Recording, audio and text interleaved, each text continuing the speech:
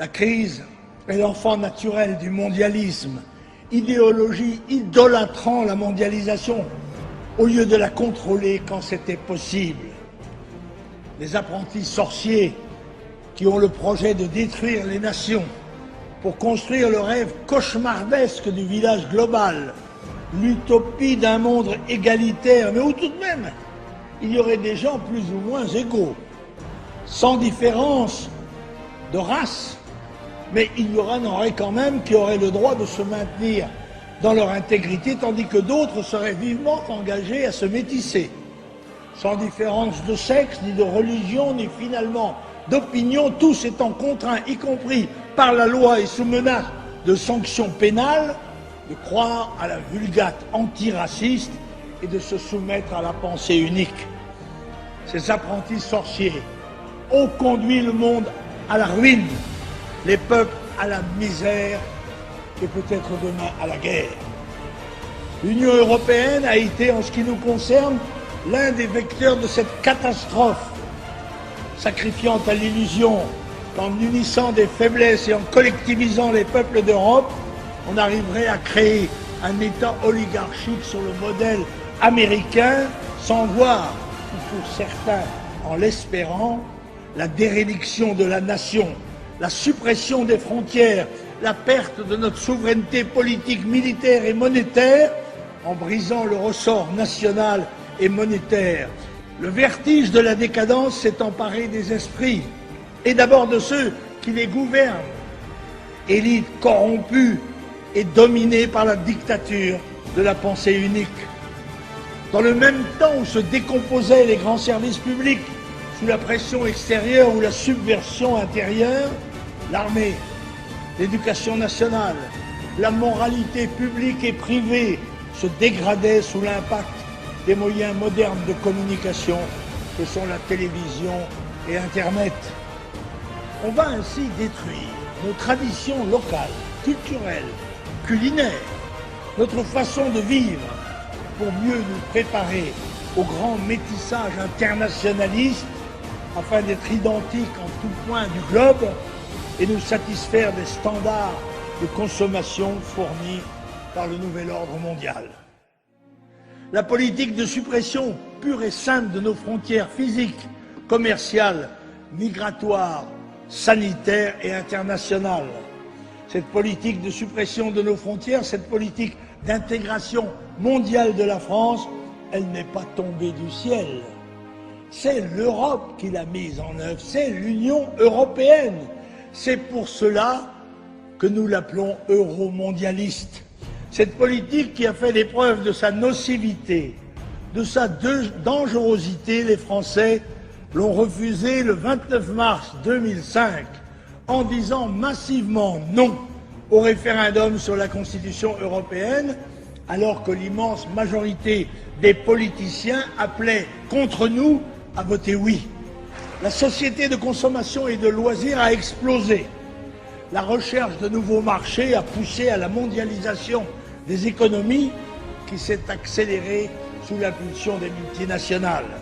Il fallait donc démanteler les frontières économiques pour augmenter la satisfaction des besoins, pour abêtir les peuples par la publicité et le nivellement par le bas au service exclusif des spéculateurs internationaux.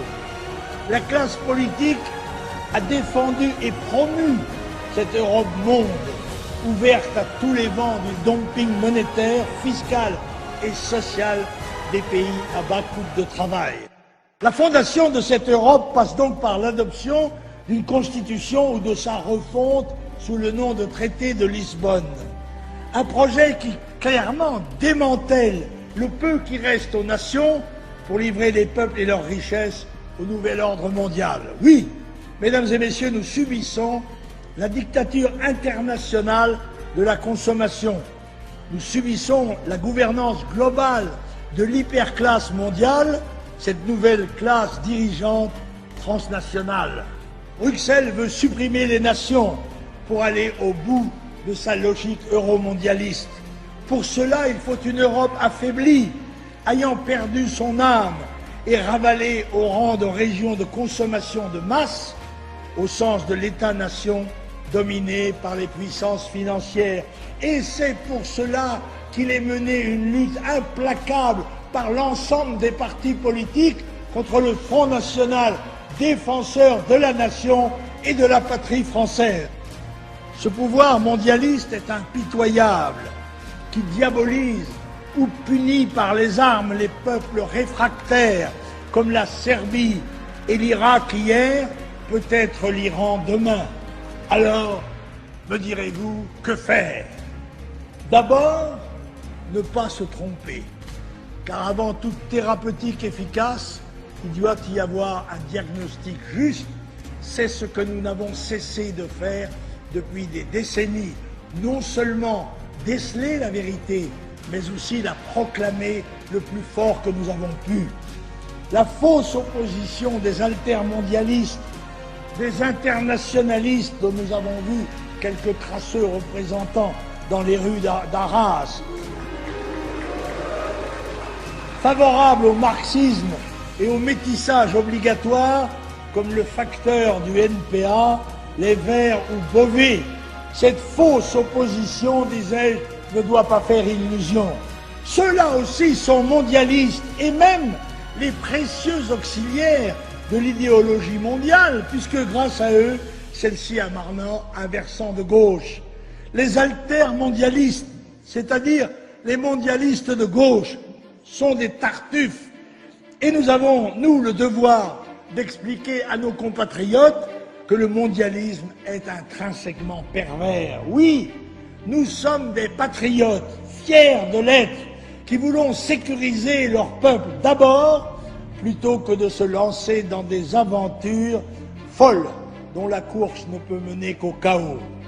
La patrie ne peut être sauvée que si l'on rompt avec les compromissions et les trahisons du système en place. La politique étrangère de l'Union européenne consistera à faire un outil militaire commun, flanc occidental de la grande armée mondiale que dirigera demain Washington, au service d'ailleurs de ses intérêts exclusifs. Nous ne voulons pas d'une Europe cheval de Troie des fonds d'investissement anglo-saxons. Ensemble, barrons la route aux banksters et autres requins de la finance internationale.